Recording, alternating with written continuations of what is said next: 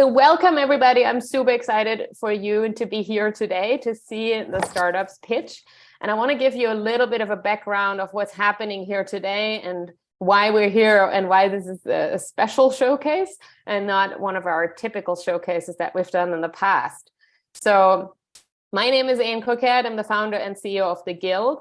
We are a community of female entrepreneurs and investors globally, still 90% US, but also a lot of different people in the world have joined the Guild and the Guild Academy in the past. We have had a lot of in-person events in San Francisco pre-pandemic.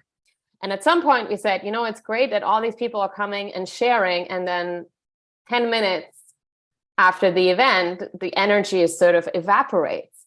And only the people that were there can take away what these people have shared and said and benefit from their expertise. So we said, wouldn't it be cool to actually lift their experience onto a virtual platform? And this is when we started the Guild Academy. We said, why don't we do an 8-week program and we walk the entrepreneurs, the first-time female entrepreneurs mostly, through these 8 weeks with a lot of hand-holding video content and curated content, and then get them to the point where they know what kind of company they want to start, where they're ready to launch, where they have tested a few things during that 8-week journey, and where they then also know what they want to pitch for. It could be investment, it could be co-founders, advisors, vendors, manufacturers, whatever is top of mind to get them to the next step on their journey. So this is a program we ran for 2 years now. 10 cohorts of entrepreneurs have gone through it. And every week we had in-person sessions and we had speakers joining us. And after a while, it got to the point where I said, oh my God, this is a lot of work. And there's only 200 entrepreneurs that have benefited and graduated from this program. Now, is there a way to put this into some format that more people can benefit? And it's not just limited to 20 people each time. And it's actually accessible to more people anywhere in the world, also people who cannot make it to the live sessions. And this is how this beta test came around. And so we said, okay, let's put all this content online. Let's try to structure it. And let's give people instructions and see if it works. We know that only 5% of online courses ever get taken or finished, let alone finished. And so this was really one big experiment to see, can we put this content out there and then have the entrepreneurs pitch today? So it's very different for me because I have not had this one-on-one interaction in these weekly calls other than the feedback calls with the entrepreneurs. And so this showcase here today is a beta test in itself. And I'm super excited to see the pitches just like all of you. First of all, I want to introduce you to our judge here today. Our judge is Jess from Her Brand & Co. She's waving. She is an amazing partner to the Guild Academy. She's also taught, she's one of the speakers in the program who teaches the marketing module. And she has an accelerator and a program herself called the Lucy Lab, where you can really dive deep into the marketing piece of your company. So we have tag team and have done a lot of partnerships in the past and will continue to do so. And so Jessica, thank you so much for joining us here today. And you want to just say hi, a few words? Yes, I see a familiar face. Hi, Terry. Terry's one of our Blueprint founders. So good to see you. Yeah, Anne and I go way back. So I've, been a part of the Guild Showcase now, I don't even know, 3 or 4 times. And Anne has been a judge for us several times. So I'm familiar with the process, been through several accelerators myself. Pitching is hard and nerve-wracking for everyone. So, here for you all. If allowed, I'll probably ask hopefully some good, hard questions and then get some thoughtful feedback. So I'm excited. Awesome. Super cool. Wouldn't be a showcase if there wasn't some prize. So the audience choice here is really about you all thinking, okay, if I had $1,000 right now and had to invest it in one of these businesses, which one would it be? So after the pitches, we're going to launch the poll, and then we will see who is the winner of these following amazing prizes. And I cannot thank our partners enough for putting these up for grabs. These are prizes that aren't just like, oh, you get a pair of shoes and it's like, okay, cool. But no, these are really prizes that will help our companies hopefully take the next step. So Gloria Chu here, she is such a thought leader in the PR startup space. She has been able to feature entrepreneurs in the press who haven't even launched, many of them, and has this incredible database of 30,000 media contacts that are relevant and fresh, and she keeps them updated. So the winner will get a free PR starter pack, and it also comes with, I think, 12 months of group coaching sessions with her. So if you have questions or you have a pitch for the press, you can go to those and hopefully get featured. So super awesome prize. Thank you, thank you, thank you. Another prize is here from Jess, actually, for her brand and co. They have an incredible platform with many, many more resources specifically around marketing. It's actionable. It's real world marketing education. I cannot recommend it enough. We do a lot of due diligence when we partner with folks. So I'm very happy that Jess is putting this prize forward here as well for you to take the next step into the marketing. And then you all have seen Nelly's amazing webinar that she's doing for the Guild Academy, and it's part of the Guild Academy. She's a CTO and has been a CTO for startups for a really long time. And a lot of our founders ask the one big question saying, how can I get this thing developed? And she has a lot of incredible content at Tech Speak for Entrepreneurs. She also has a program, and she's giving you 1 hour of her time for one-on-one consulting, which has been very well received by the entrepreneurs in the past. And last but not least, we have these two wonderful women here, Breen and Kat, that give us a special feature on the 4th floor, which is the community for you to find advisors for your company. Incredible community. It just launched a new platform as well. Lots of high-profile women on there. And so if you are building your advisory board, that's a great place to go and to post these positions and to then also get a feature. One of our entrepreneurs in the past has gotten that feature, media feature. That was a company that did therapy for connecting Indigenous and BIPOC folks with therapists in Canada. And last but not least, you will also get a feature on the Guild Show. So you will be interviewed by me and a special membership to the Guild to continue the great work that you have been doing. Okay, so there's a lot at stake here. Yeah, lots of great prizes. And Jessica will ask hard questions, and we'll also encourage you all to ask questions in the chat if you like. Yeah, it's meant to be an interactive session, as interactive as pitch sessions can be. So if you have any questions or comments, or you think that this was great, or you have some ideas, please put it in the chat. And feel free, by the way, to also introduce you in the chat right now if you want to say hi. And happy for you to also put your LinkedIn in there. It's really a place for us to connect here and to give each other feedback and build community. Okay, all right. So we will go and hear the 4 pitches here today from 4 founders who went through the program, self-paced program, and got to this point by themselves. First of all, we're going to hear from Terry, then Vanessa, Stacy, and then Melissa. And I'm going to stop sharing now and hand it over to the startups and the founders, and specifically Terry, for you to give us your 2-minute pitch, and to then hand over to Jess to ask good questions, and of course for you to also say hello and ask questions in the chat. Terry, are you ready? Welcome to Ask a Latina, where making possibilities is a reality.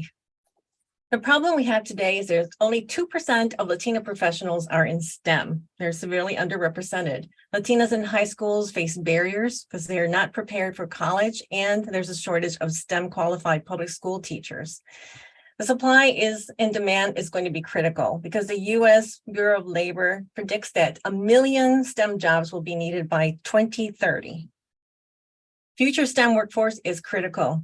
The U.S. has dropped to the 5th place as far as being proficient in STEM, among other countries like China and Russia are ahead of them.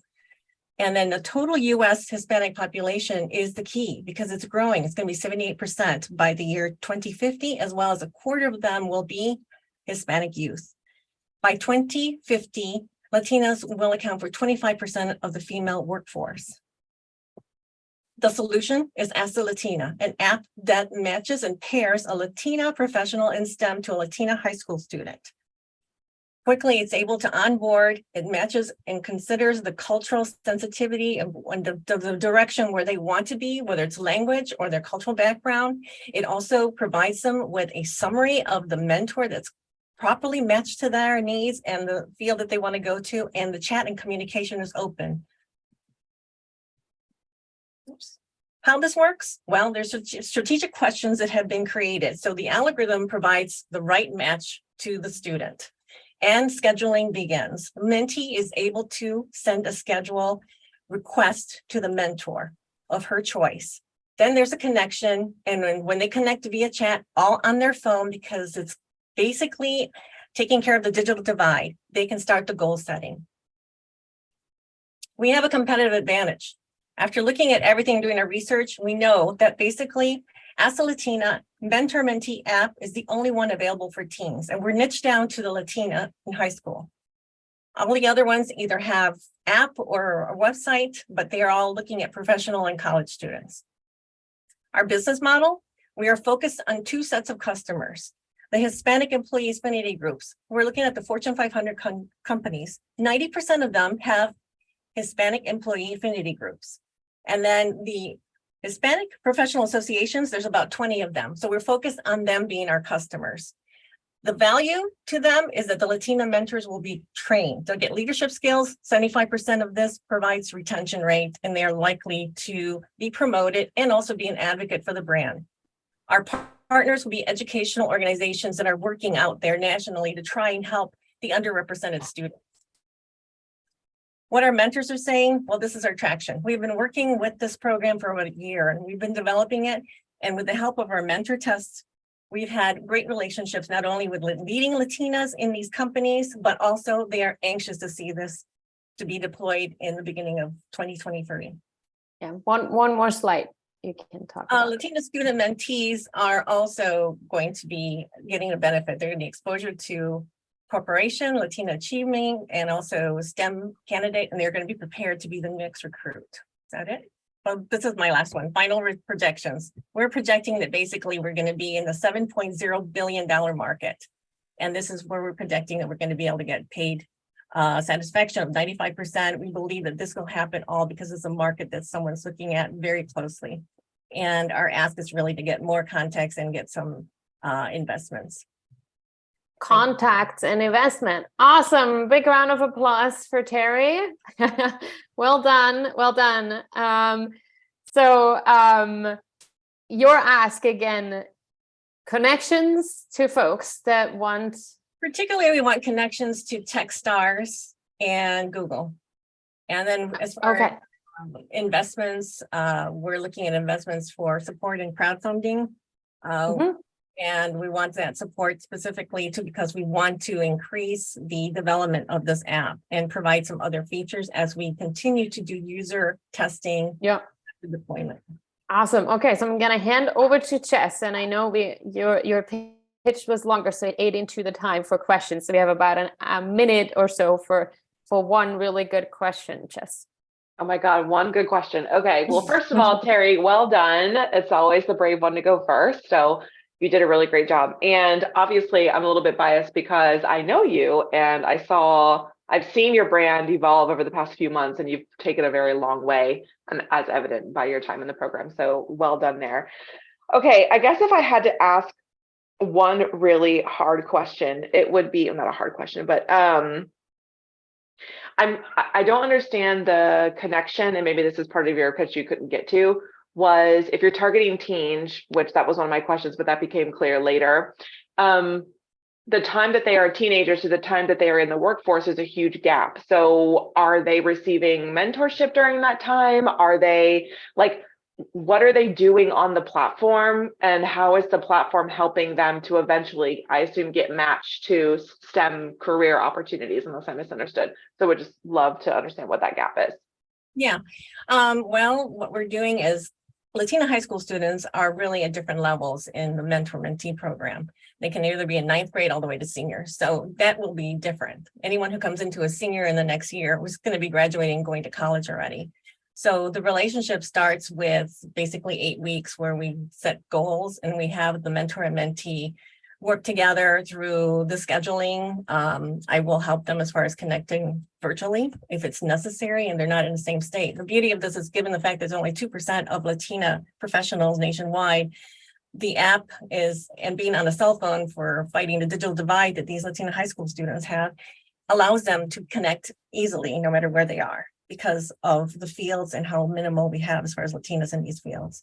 So what's going to happen is basically there's a variety of Latinas and they're matched up based on their interests of where they are and what they want. And they're Latina mentors that will take on up to 3 mentees. And they could be in different levels. Great. Well, big round of applause again for Terry. Well done. Great job. And Melissa already said she has a connection to Association for Mechanical Engineers. That might be a good connection. And if anybody else has any ideas for Terry, please send them over and send them along. Okay, awesome. Well, we're moving on. We're moving on over to Vanessa. Vanessa had not a pitch ready last week at our prep, but I convinced her to pitch anyway. So Vanessa, take it away. Hi, my name is Vanessa Garber, and I am the founder of Once, the Connected Address Book. Our company purpose is to leverage technology to cultivate real human relationships and stay in touch with the people we care about. Over time, as the information we keep in address books and contact management tools goes stale, social media fails to keep our information private, and as a result, we lose the ability to be in touch or send gifts to our most important connections. The solution is Once, a connected address book where you maintain your own information and securely share with the people you care about. We are at an inflection point where our data privacy is top of mind and where people are looking for alternative solutions for social media as a way to connect. At the same time, Americans are changing jobs and homes millions of times a year, and even now, during the holiday season, it can be challenging to know where to simply send a card. With Once, you can securely create private profiles, connect with people you care about, and only worry about keeping your information up to date. For our MVP testing, we're starting with address sharing. If we gain traction over time, we see an opportunity to shop online and ship to people we know without ever having to know their addresses, where that's simply assumed by the system, and being able to keep that information private. Right now, we're exploring the market opportunity with a focus on millennial women. Our user interviews indicate that they send gifts and mail to their friends and family, but 30% of the time, they don't have up-to-date information. They simply don't know where to send it. We're considering business models related to that, focused on gifting.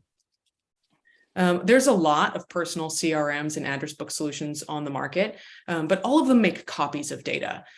The market is missing a viable solution that ensures individual ownership and privacy in terms of sharing data. I'm the founder and CEO of Once, with a background in product leadership and innovation. I'm working with a small developer team to create this MVP and get it out for real-world testing. And I'm currently exploring co-founder opportunities. My ask, I've kept it really simple. I'm looking for advisors and connections to angel investors who are passionate about encouraging real human and real-world connectivity. Thank you for your time. Big round of applause, Vanessa. Well done. I mean, it would have been such a missed opportunity if you didn't pitch today. I know. Amazing. All right, over to you, Chess. Any questions? Obviously, this is a very early stage in product development. Any questions for Vanessa? Yes, I do. So, well, I have a little bit of a comment, and I'm sure this will happen as you get, more and more moving with the business. I would love to understand more heart around the founder story. So why is this so important to you? Clearly there's like a data privacy issue. I'm hearing that, but I'm also hearing I don't know, it was really unclear what the true heart of the brand is about. And maybe that'll just happen over time as you start, launching in market and getting early adopters on the platform. So just a comment to kind of think through, data privacy is very much a now problem. And of course, it's a very big problem, but we want to build brands that are timeless, that can maintain over trends and over, things that are happening right now. So that's why I bring that up. The data privacy is important, but is it enough to carry the whole brand? I don't think so. So just a comment there. The other thing is, what's your revenue model? How are you looking to monetize, and how does it work?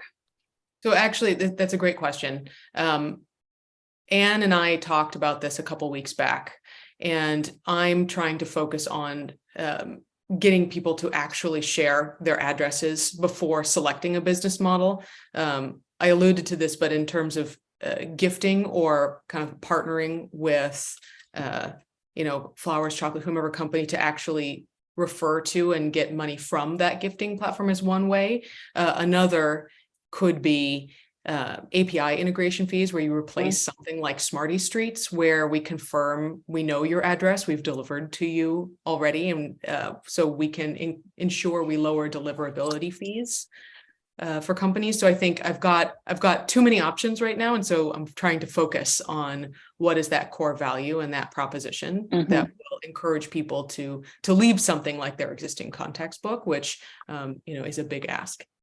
Yeah. Totally. Yeah. That makes sense. There's nothing wrong with not having the answer to that question right now, because your revenue model will change, as you onboard customers. That's good to know. I think a comment, if I may, and have time. I think being hyper specific about your early adopter and your use case is going to be critical. So like really going into a category, like you said, you mentioned gifts.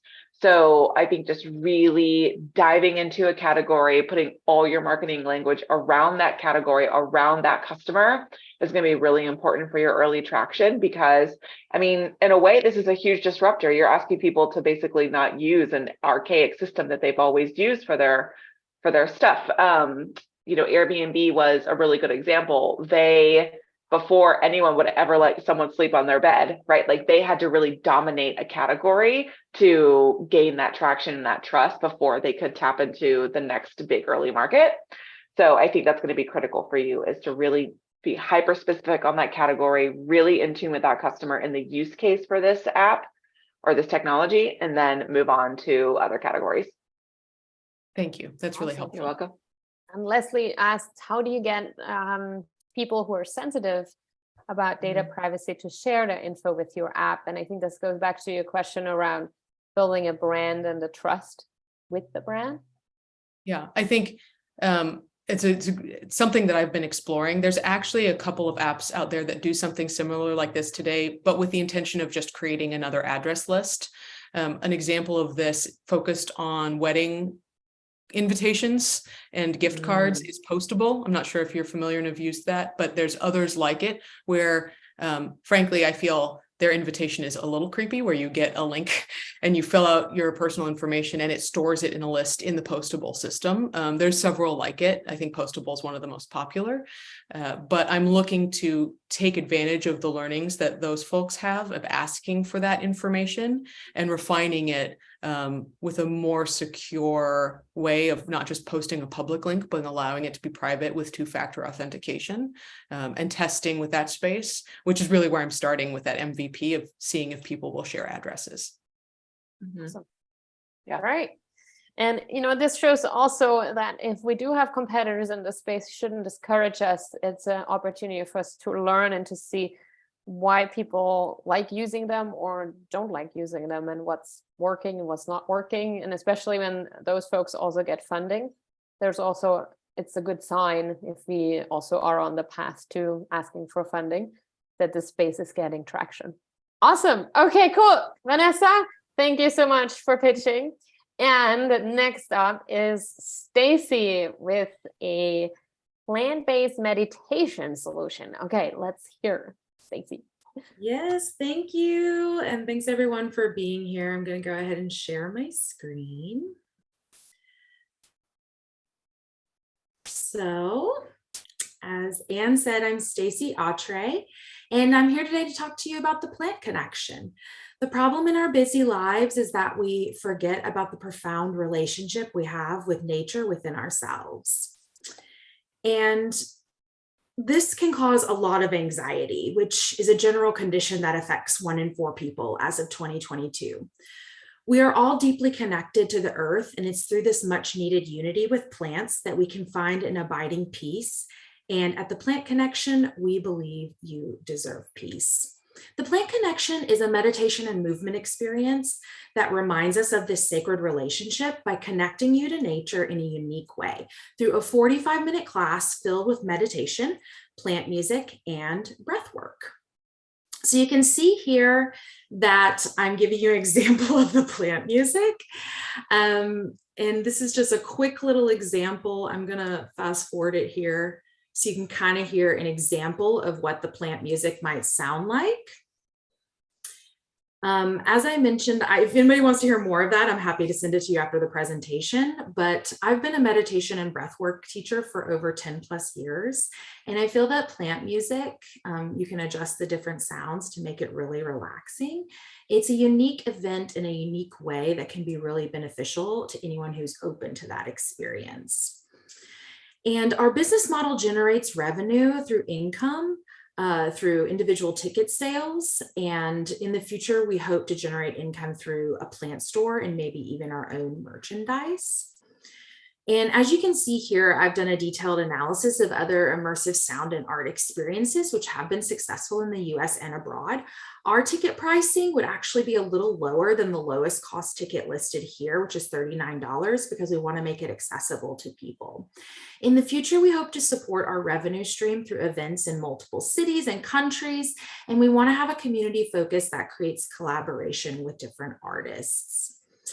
But to do that, we need your help. So my ask today is to have mentors and to find event sponsors who want to help us bring this peace and unique experience to people in all different parts of the world and from all different backgrounds. So thank you so much for your time, and I would love to answer any additional questions anyone has about that. Big round of applause, Stacey. Well done, well done.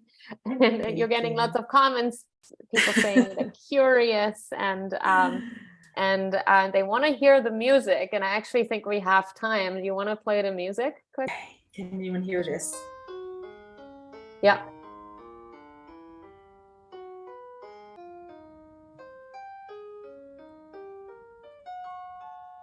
You can change the sounds.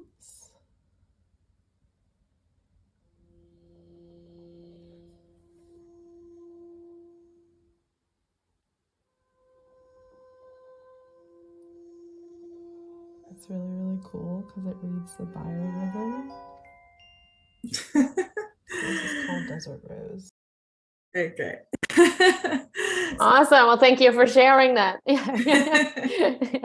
Melissa is very intrigued by the technology. Yes. Awesome. All right. I'm going to hand over to Jess. Do you have any questions other than about the amazing music that we can hear from plants? I do. Well done, Stacey. Yeah, love the deck, love the story, love the connection to nature.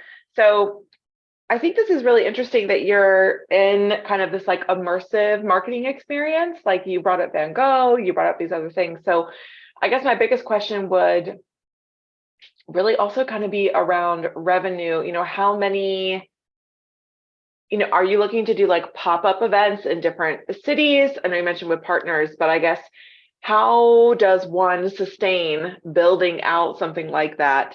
And is there kind of a next step to that, or what are your thoughts there? Yeah, for me, it would start with the pop-up events in major cities that have a lot of artists, a lot of young professionals who are plant parents, enthusiastic plant parents, and we would just start that way. But then, like I said, I want to expand into a retail aspect as well, where we could either partner with local plant shops, or we have our own plant store that we bring with the event so that people can purchase plants, they can purchase merchandise, like maybe t-shirts, bags. We could possibly have downloads of the plant music. In the future, I even thought about maybe collaborating with music festivals and having plant music and the music artists be there and kind of do that as well. So I feel like there's a lot of opportunities. I just right now would need to start with the events and maybe see where it would take me. That's awesome. One of our founders at her branding co, she has a chakra aura reading that she provides in her store. So that's something that she's also kind of a similar model where she'll go to different cities and do chakra events, but she also has like a line of perfume, a line of candles. And in order to experience her chakra reading, you have to come to her flagship store, which is in Asheville, I believe. So yeah, it's an interesting market. I would encourage you to stay with the immersive experience. I think that's a really interesting differentiator for you. And then, you know, there's a whole revolution around plant parenting. And like, I actually talked to a founder a while ago who has a platform for plant babysitters, which is a real thing I did not know about. So I assume you're going to highly metropolitan areas where people are completely disconnected from nature. Okay. Yeah, that would be early markets I'd encourage you to think about. Awesome. Thank you. Awesome. Well done. Thank you for so sharing. much. Great suggestions. Thank you, Jess. And Terry wants to know more about breath work and what that is. I'll let you answer that question in the chat. Okay. But it's a great concept, and we should probably do a breath work session during the Guild Academy for people to, like, you know, center. I would love it. Yes.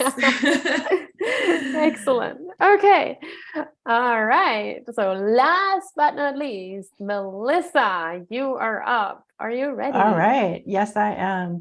So I'm introducing you to the Newport Experiment Farm, which is in Newport, Oregon, Central Coast. And we have created a climate smart innovation lab and plans for a national franchise. And so what we are seeking are board members, venture studio fund advisors, so learning how to build a venture studio and a fund, and then also a development partner for the franchise piece, and of course, ideas for monetization. And let's see here. Whoops. I don't want to skip over the land acknowledgement. So we're in this beautiful part of the coast, and it's known now as Newport, but it was the ancestral home of the Yakono Indians. And I'll put some info about that in the chat after the presentation. This is my partner, a business partner, Nicole, and we both work as service designers, and we worked for corporations for a while, and now we decided that we wanted to focus on climate smart inventors and support them in to bring them to the farm with their prototypes and to create a prototype park for the public to view. And I think we all know kind of the multitude of problems related to climate, but there's also rural America that's really struggling. And so we want to canvass the country and find farms in different bioregions that can have climate responsive solutions on their farms and help them put that together. So I went out this morning and I took some pictures of where I am right now so you can get a sense of the place and space. And the key touch points for the farm are habitat restoration, the how-to guide. So as we go through and meet other farmers that live in different areas, we would provide them with this guide and consult with them to establish their own experiment farm.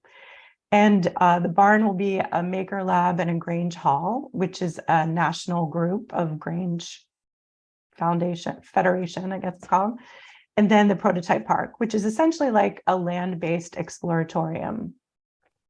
And then what does this mean for the individuals? So immersive learning for visitors in the habitat, the back pasture will be a walking path and where people can learn about salmon and beaver. And then the handbook for the landowners I discussed. And then the Maker Lab and Grange Hall is where the community comes together.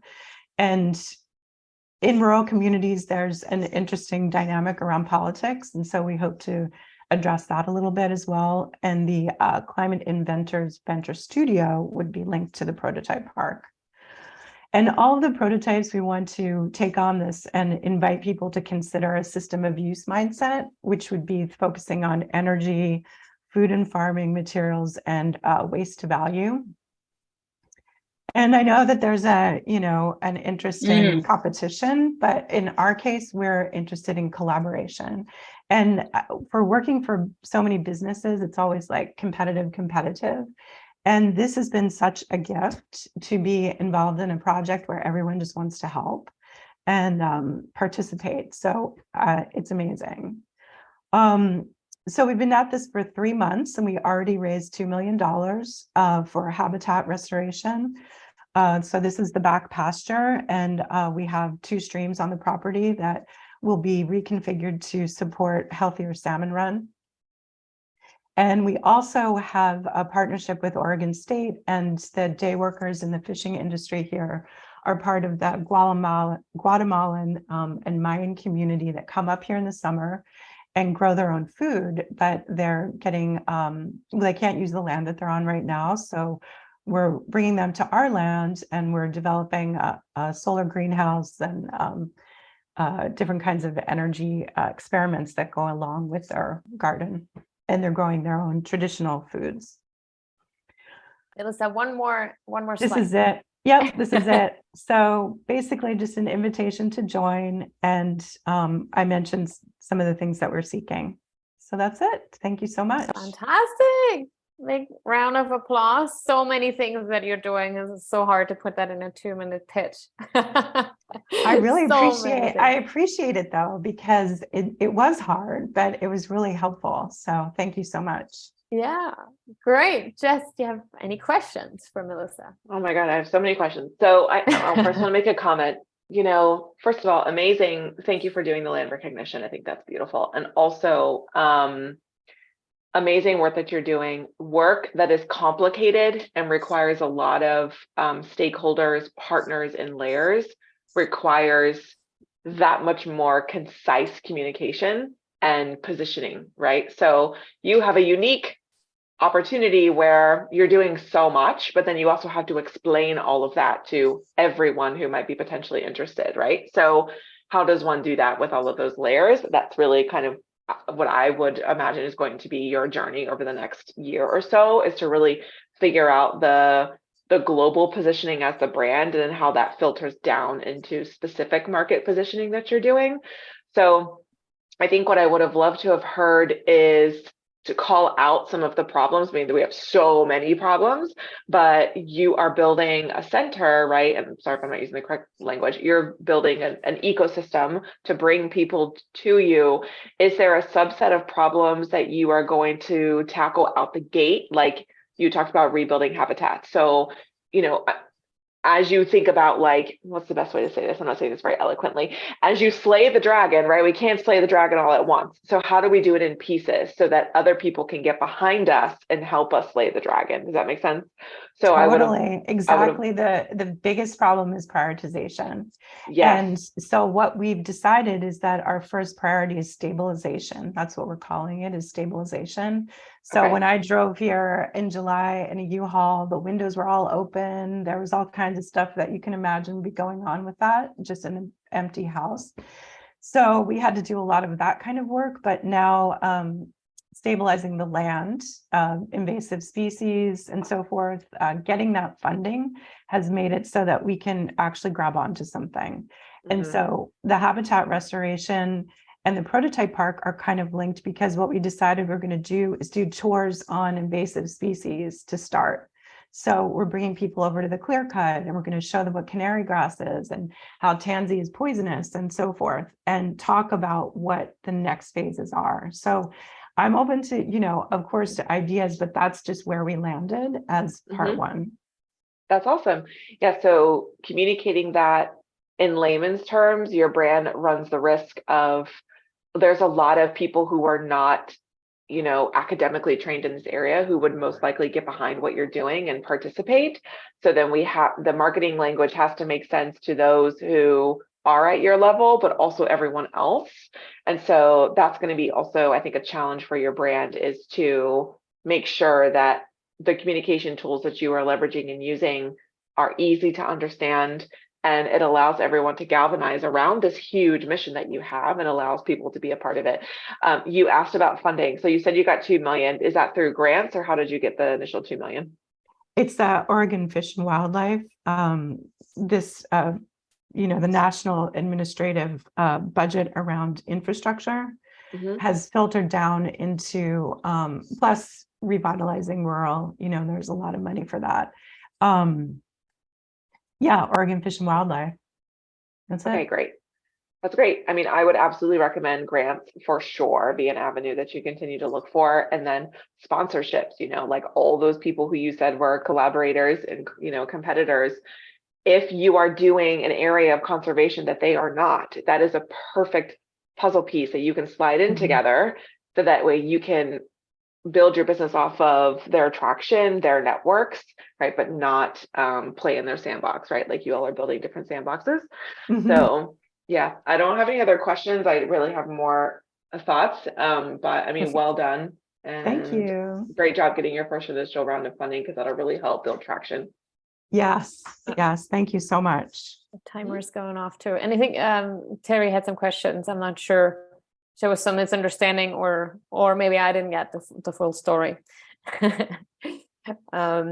Thomas is also suggesting small scale renewable energy microgrids as demonstration space.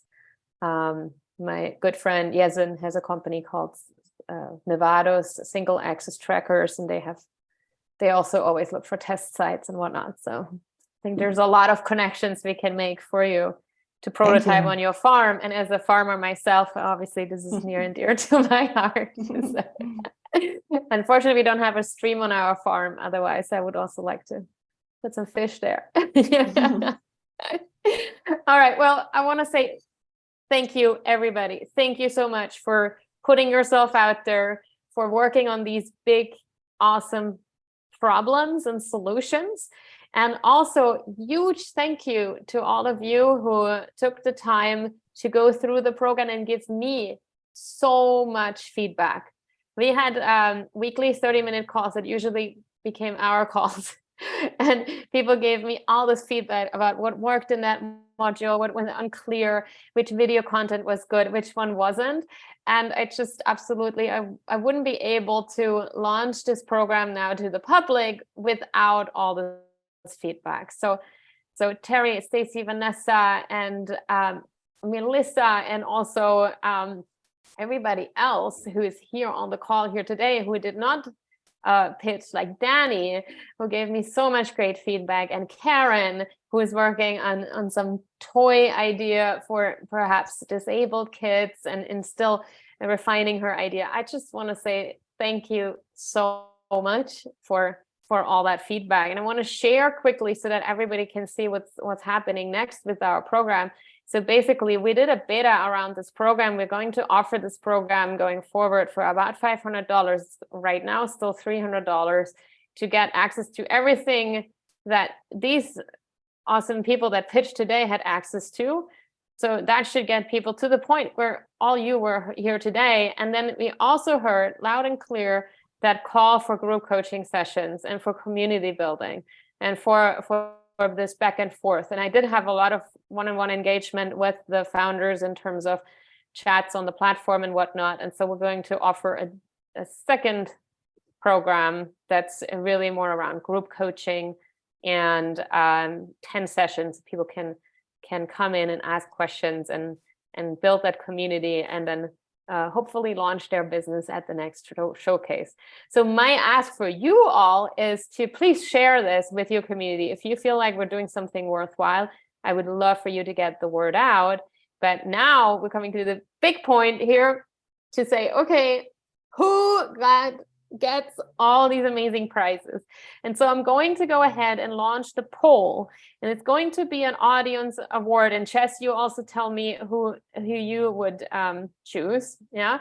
So I'm gonna launch this poll, and you should all see like all these the pitches here. So Teresa was a mentoring and retention for Latinas, Ask a Latina. Vanessa, the connected address book. You're welcome to vote for yourself. Stacy, the plant-based meditation, and Melissa, Farm Innovation Center. Votes are coming in. 3, 2, 1. Okay. End poll. And I am going to share the results with you. I'm not going to share all the results, but I'm going to share who is the winner. And then I can share with you privately as well. But our winner is Terry with Ask the Latina. Big round of applause. That's amazing. Awesome, Terry. Well, congratulations. Very exciting. Thank you so much. I think I'm going to cry. Aww. A lot of work. Thank you so much. That's awesome. Let's do another big round of applause and we're going to take a screenshot, okay? Yay, Terry, you're awesome. Congratulations. That's really fantastic. I think you can make really, really great use of the resources that our partners have so graciously put forward, right? So Thank you. good job. Good job. And I know I saw an earlier pitch of yours and it has, really improved a lot. So thank you again. Thank you, everybody. Thank you, Chess. Huge round of applause for Chess. Such great questions and good feedback. Really awesome. Thank you. You're going to meet her at her brand and co. And everybody else who wants to join her community, please do so. And please put it in the chat as well, Chess, if you like. So again, wonderful job, everybody. Huge thank you to all of you who have been part of this beta test. And please share this program. It's going to be, again, $300 till the end of the year. I think at $300 is a complete no-brainer for people to get access to all these resources. And I hope you think that way, being able to win thousands of dollars worth of benefits and perks and getting to the point where you really pitch and you have something that you're working on and you're so proud of. So thank you. Thank you. Thank you all. Thank you, Thomas, for coming. Thank you, Nancy. I saw you here as well. And thank you, everybody else who came and supported the founders here today.